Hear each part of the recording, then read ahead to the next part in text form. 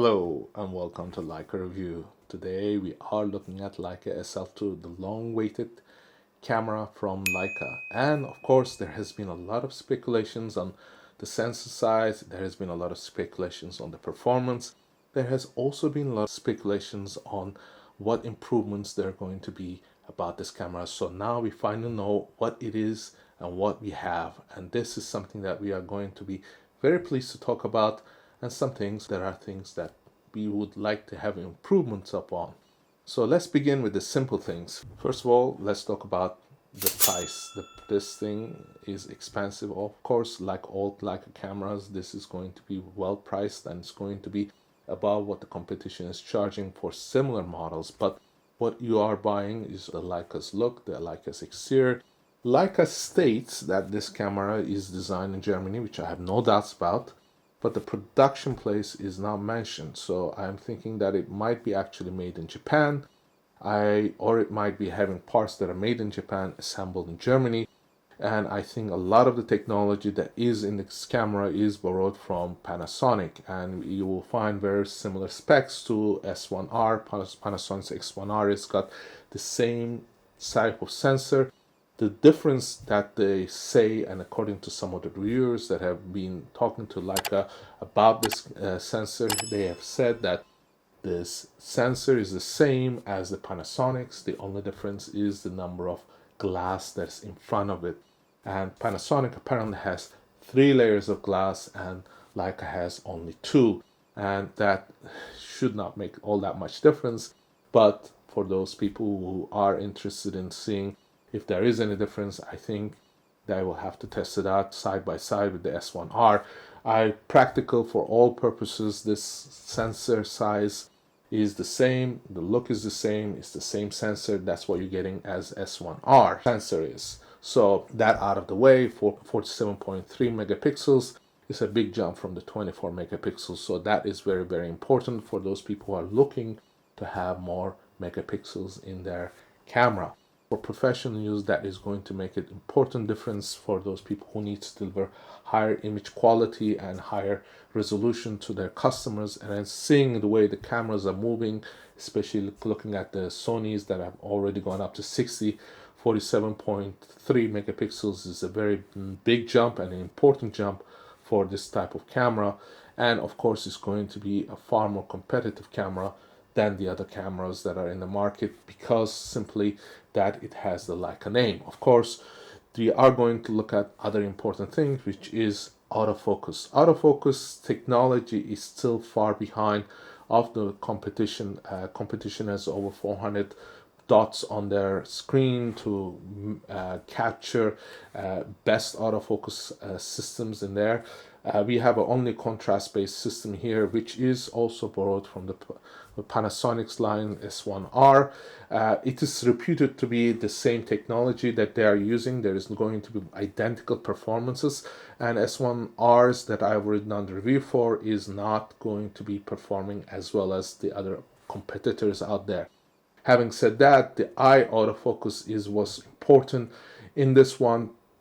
Leica, I think, has not done a great job, because it doesn't tell you which eye is in focus. They say you just have to trust the camera, that it will be the one that's closest to camera.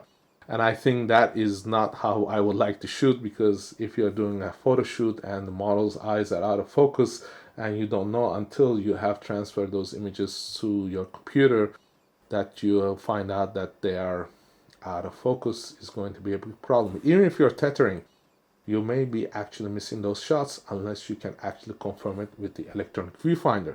Which brings me to the next topic. One of the reviewers have observed that the EVF is going to have a little bit of low resolution that is hopefully going to be fixed in the firmware updates. I do not know if that can happen, but I would say that EVF and that technology also needs improvements upon.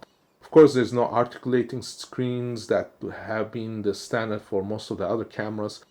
Panasonic has had a lot of cameras that have this kind of functionality. Leica still likes to keep things very square and minimalistic, so there's going to be probably no articulating screen for a very, very long time from Leica. I would say that there is also in-body stabilization that I think we don't know how much of a stabilization it's going to have, 3 or 5 stops or maybe less. Again, borrowed from the Panasonic system. We are seeing that in this camera. Also, what we are seeing is a minimalistic design on the back. Instead of 4 buttons, you have 3 buttons. The menu dials are a little bit changed so that you can do better navigation, and it is somewhat made more compatible to be used for video. Now, of course, you're going to get the 4K video. You can also get 5K video. The main issue is how good of a quality you're going to get out of that. You are going to get pretty good quality from what is being said and what is being offered. I've yet to do tests on those to give you a perfect answer. What you will need, of course, to get really good quality out of it is to have it be HDMI connected, to be put it into an external drive like you would do on, for example, the Blackmagic's 6K or 4K cameras.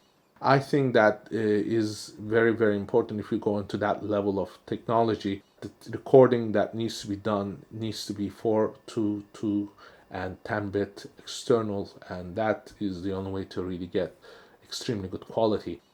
Beyond that, I would say that if you're doing photography, you're going to get the Leica technology, which is their quality of lenses that have been synonymous with the best in the world. The question that you would find, obviously, is how well is it going to autofocus, and that is, I think, the major lagging point for Leica cameras, because the autofocus system still has a long way to go, and without the autofocus, having the best sensor doesn't make any difference. Another important point is the fact of number of shots you can get. Now, they claim 20 frames per second, which is wonderful if you're doing the electronic shutter, 10 frames of mechanical shutter, all wonderful, except with one major flaw, which is the autofocus system does not work. So if you're shooting 10 frames per second or 20 frames per second and you're not nailing focus, or your focus is not shifting, it's going to not deliver good results. Because if you're a shallow depth of field and the model is moving, the talent is moving, you're not going to be able to capture that, and that is one of the major flaws. If you go into autofocus that is going to be continuous, you're going to drop down to 6 frames, which is not all spectacular compared to the other cameras that are out there. Also, what I do think is important here is how well that autofocus works.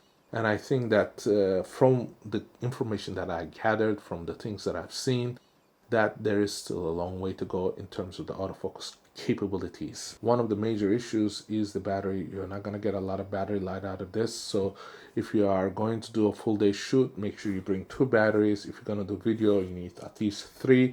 My recommendation, get the bottom grip. It's the same one as the SL. You can just plug it on the bottom and get a lot more shots. If you're doing video, it's going to help you a lot. Personally, I think that this camera is designed to be both. It can be used for video, but video cameras, again, are a little bit different than the photography cameras. I think this is trying to be both.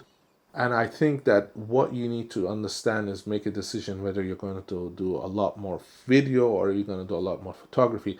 For photography side, I think there are a lot of cameras that are very good competitors. The S1R is very, very good competitor. It's got better autofocus, better agility, better performance, and also is a lot cheaper.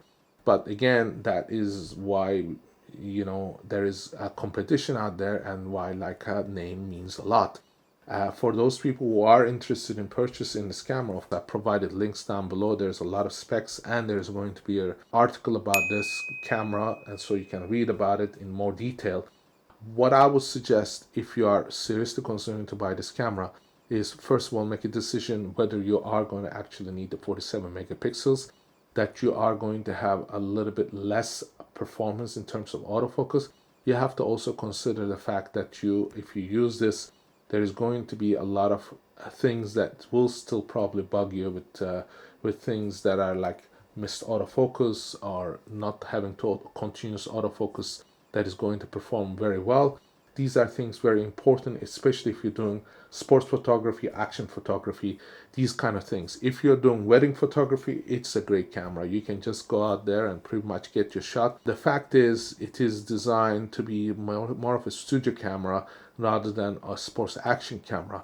For sports action, there are a lot of other alternatives. For video, I think there is a whole lot of other options that are there. For $1,500, you can get a far higher performance on a camera. As a hybrid camera, I think that you need to also make that consideration if you are actually doing video. So I hope this has been informative, something that you can actually get information on. And I recommend that you actually go and read the article that I've written on this and to get more insight on this camera. And I appreciate you watching, and I'll see you in our next review.